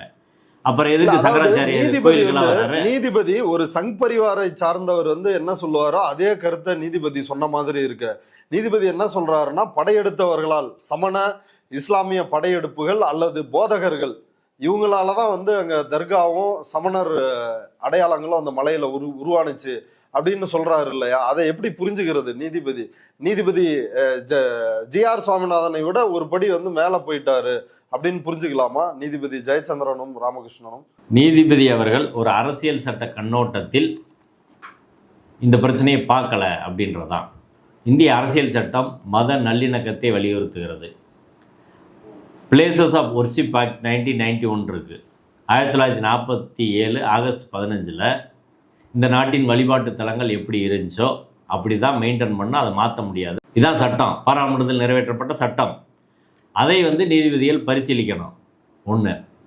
ரெண்டாவது விஷயம், அரசியல் சட்டம் சொல்லியிருக்கிற மத நல்லிணக்க அடிப்படையில் தான் இந்த திருப்பரங்குன்றம் மலை இருக்குது. மத நல்லிணக்கத்துக்கான ஒரு அற்புதமான மலை தான் திருப்பரங்குன்றம். அதில் ஒவ்வொரு காலகட்டத்திலையும் ஒவ்வொரு ஆட்சியின் போது நடந்த மாற்றங்களை வைத்து பழையதை இன்னைக்கு சொல்கிறதன் மூலமாக நீதிபதிகள் என்ன சொல்ல வராங்கன்னு எனக்கு புரியலை. அப்படி இருந்துச்சு, சரி அப்படியே இருக்கட்டும். ஒவ்வொரு காலத்தில் ஒவ்வொரு ஆட்சி இருக்கும்போது, சேரர் காலத்தில், சோழர் காலத்தில், பாண்டியர் காலத்தில், முகலாயர் காலத்தில், இப்படி பல்வேறு மன்னர்கள் ஆட்சி பண்ண போது அவங்க எந்த மதத்தை பின்பற்றுறாங்களோ, சமண மன்னர்கள், சமணத்தை பின்பற்றக்கூடிய மன்னர்கள் பின்பற்றும் போது சமணர் காலம் முக்கியத்துவம் கொடுத்தாங்க. மதுரையை சுற்றி 8 பெருங்குன்றங்களில் திருப்பரங்குன்றம், யானைமலை, அழகர் மலை, இப்படி பல்வேறு 8 மலை மதுரையை சுற்றி இருக்கிறதுல சமணர்கள் தான் இருந்தாங்க. அவங்க எப்படி காணாமல் போனாங்க? மன்னன் சைவத்துக்கு மாறின போது அவங்களெல்லாம் கழுவேற்றிட்டாங்க, முடிஞ்சு போச்சு கதை. இப்போ அதனால் என்ன சொல்ல வரோம்? இப்போ சமணர்கள் தங்கள் உரிமையை கேட்டு இந்த 8 மலை எங்களுக்கு தான் சொந்தமாக இருந்துச்சு, எங்களுக்கு கொடுத்துருங்கன்னா கொடுத்துருவீங்களா? கொடுத்துட முடியுமா? அதுக்கு பிறகு அந்த மலையில் வேறு கோயிலெலாம் வந்துடுச்சு. சமணர்கள் தான் ஒரிஜினலாக பார்த்தா இந்த 8 மலைக்கும் அவங்க தான் பாத்தியதை கோர முடியும். இப்போ வரலாற்றில் நடந்த விஷயங்களை நீங்கள் மீள் உருவாக்கம் பண்ணி இப்படி போனால் இந்த அரசியல் தான் பிரச்சனைக்குரிய ஒரு அரசியல். இப்போ நீதிபதி, உச்ச நீதிமன்ற தலைமை நீதிபதியாக இருந்தவர் நீதிபதி சந்திரசூட். அவர் பாபர் மசூதி தீர்ப்பு, அந்த தீர்ப்புல அவங்க வந்து எந்த இடத்துலையும் 5 நீதிபதிகள் எந்த இடத்துலையும் வந்து 500 ஆண்டுகளுக்கு முன்னாடி அங்க வந்து ராமர் கோயில் இருந்ததாகவோ அப்படியெல்லாம் நீதிபதிகளே சொல்லல. ஆனா சொல்லாத பிறகு அவர் ரிட்டையர் ஆன பிறகு ஒரு பேட்டி தர்றாரு. அந்த பேட்டியில அவர்கிட்ட கேட்கிறாங்க, சீனிவாச ஜெயின் அப்படின்ற பத்திரிகையாளர் கேட்கிறாரு, அதாவது அந்த முதலில் அந்த மசூதியோட புனிதத்தை கெடுத்தது யார் அப்படின்றத கேள்வி வைக்கிறப்ப நீதிபதி ஓய்வு பெற்ற நீதிபதி சந்திரசூட் என்ன சொல்றாருன்னா, அந்த இடத்துல ஃபர்ஸ்ட் இஸ்லாமியர்கள், அதாவது முகலாயர்கள் 500 ஆண்டுகளுக்கு முன்னாடி அவங்க தான் புனிதத்தை கெடுத்தாங்க அப்படின்னு வந்து இன்டைரக்டா வந்து சொல்றாரு. நீதிபதிகள் வந்து ஒரு சங் பரிவார சிந்தனையில இருந்து தான் இப்படி முடிவு எடுக்கிறாங்களா? எந்த ஒரு ஆதாரத்தையும் எதையும் நீதிமன்ற தீர்ப்புல ஆதாரம் இல்லாத பொழுது அவர் வந்து 500 ஆண்டுகளுக்கு முன்னாடி புனிதத்தை கெடுத்தவங்க யாரு அப்படின்னு வந்து அவரு கேள்வி எழுப்புறாரு. இப்ப நீதிபதி ஜெயச்சந்திரனும் இப்படி கால வரிசையில இதை ரெண்டையும் வந்து சொல்றது வந்து இது அரசியலமைப்பு சட்டத்திற்கு உட்படாத ஒரு சங் பரிவார சிந்தனை அப்படின்னு புரிஞ்சுக்கலாமா? அதாவது நீதிபதி சந்திரசூட் அவர்களின் கூற்று தவறு. அதுதான் நான் திரும்ப சொல்றேன். இன்னைக்கு நாகப்பட்டினத்தில் உள்ள புத்த விகாரில் உள்ள சிலையை திருடி வந்து தான் ஸ்ரீரங்கம் கோயில் சுற்றுச்சுவர் கட்டப்பட்டது அப்படின்னு வரலாற்று பதிவில் இருக்குது. இப்போ புத்த மதத்தை சேர்ந்தவங்க இப்போ அதுக்கு வந்து ரீக்ளைம் பண்ண முடியுமா சொல்லுங்கள்? இதுக்கு தான் ரீக்ளைம்னு ஒரு வெப்சைட் போட்டு சங் பரிவார அமைப்புகள் செய்கிறாங்க. நாடு முழுவதும் கிட்டத்தட்ட 1700-800 மசூதிகளை திரும்ப எடுக்கணும், தாஜ்மஹாலை கூட திரும்ப எடுக்கணும், அஜ்மீர் தர்காவை திரும்ப எடுக்கணும் அப்படின்னு சொல்லி நீதிபதி சந்திரசூட் அவர்கள் இதை அவங்க தான் பொல்யூட் பண்ணாங்க அப்படின்னா ஒவ்வொரு கால சூழலிலும் எது நீதியாக இருந்தது அப்படின்றத நம்ம இன்றைக்கி வரையறுத்து சொல்ல முடியுமா சொல்லுங்கள்? ஒரு காலத்தில் இன்றைக்கு உள்ள பிராமின்ஸ் ஆரியர்கள் அன்றைக்கி மாட்டுக்கறி சாப்பிட்ருக்காங்கன்னு சொல்லி வேதங்களில் இருக்குது. அப்போ இன்னைக்கு திரும்ப அவங்க மாட்டுக்கறி சாப்பிடுங்கன்னு நம்ம சொல்ல முடியுமா சொல்லுங்கள்? இப்போ ஒவ்வொரு காலத்துக்கும் அந்த கால சூழலுக்கு ஏற்ற ஒரு நடைமுறை என்பது இருந்திருக்கிறது. அது அந்த கால சூழல் வரிசையில் வைத்து அன்னைக்குள்ள சூழல் தான் புரிஞ்சுக்கிற முடியும். எது பண்பாடு எது ஒழுக்கமெல்லாம் இன்னைக்கு இருந்து அன்னைக்கு காலத்தை பார்த்து சொல்ல முடியாது.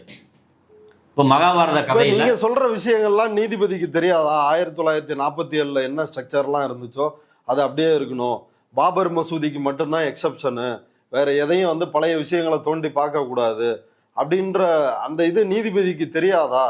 ஏன்னா இப்ப நீதிபதி நீங்க ஏற்கனவே நம்ம பேட்டிகள்ல சொல்லிருக்கிறீங்க, ஜிஆர் சுவாமிநாதன் அரசியல் சட்ட விரோதமா செயல்படுறாரு, நீதிபதி ஜெயச்சந்திரன் இந்த விவகாரத்துல அரசியல் சட்ட விரோதமா வந்து செயல்படுறாங்க அப்படின்னு வந்து தொடர்ந்து சொல்லிக்கிட்டே வர்றீங்க. இப்ப அவங்களும் இந்த சட்டமெல்லாம் தெரிந்தவங்க தானே, தெரிஞ்சிருந்தும் அவங்க ஏன் இப்படி நடந்துக்கிறாங்க? இந்தியா முழுக்க நீதித்துறை காவிமயமாகுது அப்படின்ற அதனுடைய ஒரு அம்சமா பார்க்கலாமா இதை? இல்லை, நம்ம ஜென்ரலைஸா நம்ம அப்படி குற்றச்சாட்டு சொல்ல முடியாது. அதாவது இந்த தீர்ப்பு, குறிப்பாக இந்த தீர்ப்பை பேசினா இந்த தீர்ப்பு அரசியல் சட்ட கண்ணோட்டத்தில் இல்லை, ஆதாரங்களின் அடிப்படையில் இல்லை, ஃபேக்சுவலாகவும் எரர் இருக்குது, லீகலாகவும் எரர் இருக்குது, பல்வேறு விஷயங்கள் நீதிமன்றத்தில் வைக்கப்பட்டதை மாற்றி சொல்கிறாங்க. கோயில் இது கஷ்டம்னு சொல்லவே இல்லைன்னா ரிட்டனை நான் உங்களுக்கு வாட்சி காட்டுறேன். கோயிலையும் அரசாங்கம் எவிடன்ஸ் கொடுக்கவே இல்லை உச்சி பிள்ளையார் கோயிலுக்கு அப்படின்னு எவிடன்ஸு கொடுத்துருக்குறோம். இது கோயிலுக்கு சொந்தமான இடம் தான் அப்படின்னு சொல்கிறது, கோயிலே அந்த வாதத்தை ஒன்றும் வைக்கலை, ஆனால் நீதிபதிகளா அப்படி சொல்கிறாங்க. ரெண்டாவது மிக முக்கியமாக நாங்கள் சொன்ன வாதம், தர்கா தரப்புலேருந்து வழக்கறிஞர்கள் சொன்ன வாதம், அதுக்கு போகிற பாதை எங்களுக்கு சொந்தமானது, வேறு பாதையே இல்லைன்னு சொல்லி அதை நீதிபதியில் டிஸ்கஸ் பண்ணணுமா இல்லையா? அதை டிஸ்கஸ் பண்ணவே இல்லை ஒரு இடத்துல கூட. இப்போ எப்படி போவாங்க சொல்லுங்கள்? தர்கா பாதையில் பூந்து போகிறதா? தீர்ப்பு மொத்தமே 2 படத்தை வச்சு நீதிபதிகள் கொடுத்தாங்கன்னா அந்த படத்தில் குதிரை சின்னைன்னு தப்பாக குறித்து கொடுத்துருக்குறாங்க. இப்போ ஒரு தீர்ப்பு வந்து ஒரு பானை சோற்றுக்கு ஒரு சோறு பதன்ற மாதிரி அந்த படமே அடிப்படையில் தவறான படம். அதை பேஸ் பண்ணியும் நீதிமன்றத்தில் அவங்க தரப்பில் எந்த ஆதாரம் கேட்காம எதிர்த்தரப்பு ஆதாரம் கொடுக்கணும் அப்படின்னு சொல்கிறதும், எதிர்த்தரப்பு சொன்ன விஷயங்களை நீதிமன்ற தீர்ப்பில் குறிக்காமல் செலக்டிவாக ஒரு சில பகுதிகளை மட்டும் எடுத்துக்கொண்டு அப்படி தீர்ப்பு எழுதுறது என்பது ஒரு நேர்மையான ஜுடிஷியல் அப்ரோச் கிடையாது. எதிர்த்தரப்பு சொன்ன எல்லா பாயிண்ட்டையும் நீங்கள் கன்சிடர் பண்ணி அதை கெட் ஓவர் பண்ணணும். நாங்கள் திரும்ப சொல்கிறோம், டிஸ்பியூட்டட் கொஸ்டின் ஆஃப் ஃபேக்டை இங்கே எப்படி முடிவு பண்ணுறீங்க அப்படின்னு. இது settled principle of law, settle proposition. அந்த இடம் யாருக்கு சொந்தமான இடம்ன்றது டிஸ்பியூட்டு, அது தீபத்தூணா இல்லையான்றது டிஸ்பியூட்டு, மூணாவது அங்கே கஸ்டம் இருந்துச்சா இல்லையான்றது டிஸ்பியூட்டு, உச்சி பிள்ளையார் கோயில் தான் கஸ்டம் என்பதுக்கு ஆதாரம் கொடுக்கப்பட்டிருக்கு. இதை உயர்நீதிமன்றத்தில் 226 முடிவு பண்ண முடியாதுன்னா அஃபிடவிட்டை வச்சு முடிவு பண்ணலாம். அஃபிடவிட்டை வச்சு முடிவு பண்ணலான்னு தர்கான்னு ஒன்று இல்லைன்னு அங்கே போடுறாங்கன்னு வைங்க, அஃபிடவிட்டை அதை ஏற்றுக்கிட்டு முடிவு பண்ணிடுவீங்களா? தர்கா ஒன்று அங்கேயே கிடையாதுங்க அப்படின்னு ஒரு அஃபிடவிட் போடுறாங்க. இல்லை, உச்சி பிள்ளையார் கோயில்னு ஒரு இடமே கிடையாதுங்க, அங்கே ஒரு தீபத்தூள்னு ஒன்றே கிடையாது, இங்கே மட்டும்தான் தீபம் ஏற்றிட்டு இருக்காங்க, இப்போயே ஏற்றிட்டு இருக்காங்க, போன வருஷம் இங்கே தான் ஏற்றுனாங்க, இந்த வருஷம் இங்கே ஏற்ற சொல்லுங்கன்னு அஃபிடவிட் போடுறாங்கன்னு வைங்க, அந்த அஃபிடவிட்டை வச்சு பண்ணிடுவீங்களா? அது பதில் சொல்கிற போது 2 டிஸ்பியூட்டட் கொஸ்டின் ஆஃப் ஃபேக்ட் வர்ற போது அது தீர்க்க வேண்டிய இடம் எங்கே? சிவில் கோர்ட்டு அல்லது கச்சாரன்சியோட கமிஷனை ஜேசிட்டு தான் போகணும். கஸ்டம் இருக்குதா இல்லையான்னு ப்ரூவ் பண்ணுறதுக்கு அங்கே தான் போகணும். சட்டம் இருக்குதுல்ல, கச்சாரன்சி சட்டத்தையும் நீதிமன்றம் ஃபாலோ பண்ணாது, சிவில் கோர்ட்டுக்கும் போக சொல்லாது. ஆனால் இஸ்லாமியர் தரப்பு நீதிமன்றத்தில் சொன்னால் அந்த வழக்கிலையும் ஆடுகோழி வெட்டிகிட்டு இருக்காங்க இவங்க வெட்டவே இல்லைன்னு ஒரு வழக்கு போடுறான், வெட்டவே இல்லைன்னு வழக்கு போட்டவன் அதுக்கு ப்ரூஃப் கொடுக்கணும், அவன் கொடுக்கல. அப்போ நீதிமன்றம் என்ன சொல்லுது? அவன் வெட்டலைன்னு சொல்லிட்டான்ல, நீங்கள் போய் சிவில் கோர்ட்டில் போய் ப்ரூவ் பண்ணிக்கங்க அப்படின்னு நீதிமன்றம் சொல்லுது. இதுலேயே ராம ரவிக்குமார் வழக்கு போட்டார், அவர் ஆதாரம் கொடுக்கவே இல்லை, நாங்கள் எல்லா ஆதாரத்தையும் கொடுத்துட்டோம், உச்சி பிள்ளையார் கோயில் தான் சொல்லி டெம்பிள்னு சொல்லிட்டாங்க, கவர்மெண்ட்டும் சொல்லிருச்சு. நீங்கள் அந்த இடத்த தவிர வேற இடத்துல ஏற்றக்கூடாதுன்னு ஆதாரம் கொடுக்கலன்னு நீதிமன்றம் சொல்லுது. இது எங்கே போய் இதை நம்ம தலையை முட்டிக்கிறதுன்னு எனக்கு தெரியல. இப்போ இப்படி நீதிமன்றங்கள் நீதிபதிகள் இன்னொரு விஷயத்த கேள்வி எழுப்பி இருக்கிறாங்க. அதாவது அந்த ஸ்ட்ரக்சர் மலை எப்படி இருக்கு, அதுல என்னென்ன இருக்கு அப்படின்னு விவரிச்சுட்டு வரும் பொழுது மலையின் புகைப்படங்களை பார்த்தபோது மலையின் மிக உயரமான இடத்தில் சிக்கந்தர் தர்கா உள்ளது. தர்காவின் சுவரை காட்டும் புகைப்படத்தில் 1805 என்ற எண் உள்ளது. அது சிக்கந்தர் தர்கா சுவருடையது தானா அல்லது அந்த எண் அதன் கட்டுமான ஆண்டை குறிக்கிறதா என்பதும் உறுதியாக தெரியவில்லை அப்படின்றதையும் அதுக்குள்ளேயும் அவங்க உறுதியா தெரியாத விஷயத்துல நீதிபதியில் எப்படி தீர்ப்பு சொல்ல முடியும்னு கேட்கறேன். இதைத்தான் நான் சொல்றேன். இதுல பல்வேறு விஷயங்கள் உறுதியாக தெரியவில்லை. சில விஷயம் உறுதியாக தெரிஞ்ச விஷயம் கோயில் தரப்புலையும் அரசாங்க தரப்புலையும் நாங்களும் கொடுத்ததான் சில விஷயம் உறுதியாக தெரிஞ்ச விஷயம். உறுதியான ஒரு விஷயத்தை கூட ராம ரவிக்குமார் தரப்பு கொடுக்கல. ஆனால் உறுதியாக அவங்க எதுவுமே சொல்லாட்டியும் பரவாயில்லை, நீங்கள் தீபம் ஏற்றுங்க அப்படின்னு சொல்கிறாங்க. ஏன் ஒரே கேள்வி இதாங்க கடைசியாக நான் சொல்லி முடிக்கிறது. ஒரு மலையில் 2 இடத்துகள் தீபம் ஏற்றும் வழக்கம் தமிழ்நாட்டில் எங்கேயாவது இருக்குதா சொல்லுங்கள். அப்படி இல்லாத போது கோயில் மீது ஒரு பழக்கத்தை, புதிய பழக்கத்தை அரசியலுக்காக சங் பரிவார அமைப்புகள் செய்ததை திணிக்க முடியுமா? நாளைக்கு 2 இடத்துல தீபம் ஏற்றுறதுனால சுனாமி வந்துருச்சு, பிரச்சனை வந்துருச்சு, நாளைக்கு ஒருத்தர் சொன்னான்னா என்ன செய்வீங்க? இப்போ இன்னொரு இடத்த ஒருத்தர் கேட்குறாரு குதிரை சினை திட்டலன்னு சொல்லி, அப்போ அந்த இடத்தையும் கொடுத்துருவீங்களா? உச்சி பிள்ளையார் கோயிலை தவிர வேறு இடத்தில் ஏற்றக்கூடாது என்பதற்கான தடை எதுவும் இல்லை நீதிபதி இப்போ சொல்லிட்டாங்க. இப்போ பாக்ஸை ஓப்பன் பண்ணிட்டாங்க, கிளைம்ஸை ஓப்பன் பண்ணிட்டாங்க. இனி யார் வேணாலும் கிளைம் பண்ணலாம், எல்லாரும் கொடுக்கட்டும். 10 இடத்துல மலையில் ஏற்றணும்னு கேட்டால் ஒத்துக்குருவாங்களா சொல்லுங்கள்? என்ன நடக்குதுன்னு நம்மளுக்கு தெரியல. இப்போ கூட அரசு இதில் அடுத்து என்ன செய்யணும்? அரசு முதல்ல இந்த பிரச்சனையை புரிஞ்சுக்கிறணும். சட்ட அமைச்சர் போன்ற இந்த பிரச்சனையை பற்றி எதுவும் தெரியாத நபர்களை வைத்து முதல்ல பேட்டி அவசரப்பட்டு கொடுக்கக்கூடாது. இந்த வழக்கை டீல் பண்ணவங்களோட கலந்து பேசி அடுத்த கட்ட நடவடிக்கையை முடிவு பண்ணோம். ஓய்வு பெற்ற பல நீதிபதிகள் இருக்கிறாங்க, ஆலோசனை செல்வதற்கு இருக்கிறார்கள். இதில் முதல்வர் அவர்கள் நான் சொல்கிறது என்னென்னா, இந்த பிரச்சனையை ஆரம்பத்தில் துவங்கினது போலீஸ், அதே ஆஃபீஸர்ஸ் தான் இன்னும் இங்கே இருக்கிறாங்க. நேற்றைய தினம் நீதிமன்றத்தில் வருகிற போது நீதிபதி ஸ்ரீமதி அவர்கள் முன்னாடி ஆடு ஒலி வெட்டக்கூடாதுன்னு ஒரு வழக்கு போடுறாங்க. ஆமாம், அந்த வழக்கில் என்னாச்சு? அந்த வழக்கில் சந்தனக்கூட விழாவில் 50 பேர் தான் பங்கேற்குன்னு அவங்க உத்தரவு போட்டாங்க. நாங்கள் கிளாரிஃபிகேஷன் போட்டு பேசுகிறோம். இப்போ அரசு தரப்பில் ஏஏஜி பாஸ்கரன் அவர்கள் ஆஜராகிறாரு. அவருக்கு போலீஸு, வருவாய்த்துறை, கோயிலில் இன்ஸ்ட்ரக்ஷன் கொடுக்குறாங்க. நான் சொல்கிறேன், இது தவறாக வந்துருச்சுங்க. கொடியேற்ற போனதுக்கு போலீஸ் ரெஸ்ட்ரிக்ட் பண்ணாங்க, கொஞ்சம் பேரை, 30 பேரை தான் நாங்கள் ரெஸ்ட்ரிக்ட் பண்ணோம்னு சொன்னாங்க. ஆனால் திருவிழான்றது பல்லாயிரம் பேர் பங்கேற்கிற விழா. முருகன் கோயிலில் பங்குனி திருவிழா நடந்தால் 10 லட்சம் பேர் வருவாங்க. தர்காவில் சந்தனக்கூடு விழா 16 நாள் நடக்கும். அந்த 16 நாளில் 16ஆவது நாள் பல்லாயிரம் மக்கள் ஊர்வலமாக போய் கோயில் முன்னாடி அவங்களுக்கு மரியாதை செய்வாங்க, ஊர் ஊராக மரியாதை செய்வாங்க. அதுக்கப்புறம் மலையில் போய் சிக்கந்தர் அடக்கமாயிருக்க இடத்துல அங்கே அந்த பூஜை சடங்குகள்லாம் முடித்து விட்டு அங்கேருந்து கீழே வருவாங்க. இது வழக்கம். இது கொடி மரத்துக்கு இதுக்கு சம்மந்தம் கிடையாது. இந்த வழக்கத்தை தவறுதலாக நீங்கள் உத்தரவு போட்டீங்க அப்படின்னு நான் நீதிபதி ஸ்ரீமதி அவர்களிடம் சொன்னேன். அவங்க முக்கியமான என்ன சொன்னேன்னா, அவங்க போட்ட வழக்கில் எந்த இடத்துலையும் சந்தனக்கூடு பற்றி இல்லை, அவங்க இடைக்கால பிரேயர் எதுவுமே சந்தனக்கூடு பற்றி இல்லை, மெயின் பிரேயர் எதுலேயும் சந்தனக்கூடு பற்றி இல்லை, எல்லாமே ஆடு ஒலி வெட்டக்கூடாதுன்னு சொல்லியிருக்கிறாங்க. நாங்கள் ஆடு ஒலி வெட்டலை, அது சொல்லியாச்சு. அப்படி இருக்கும்போது அந்த ரிட் பெட்டிஷனே இன்ஃப்ராக்சர், அதில் ஒன்றுமே இல்லை, அதில் எப்படிங்க என்ட்ரி மாடல் போட முடியும்னா கவர்மெண்ட் சொன்னாங்க அப்படின்னு. கவர்மெண்ட் தப்பாக சொல்கிறாங்க, மறுபடியும் இன்ஸ்ட்ரக்ஷன் கேட்க சொல்லுங்கன்னா, மறுபடியும் ஏஏஜி பாஸ்கரன் அவர்கள் என்ன சொல்கிறாருன்னா 50 பேர் தான் மலைக்கு போகணுன்னு சொல்கிறார். நாங்கள் கடுமையாக சண்டை போட்ட பிறகு தரையில் ஊர்வலத்துக்கு போய்க்கலாம், மலையில் 50 பேர் தான் சொல்கிறாரு.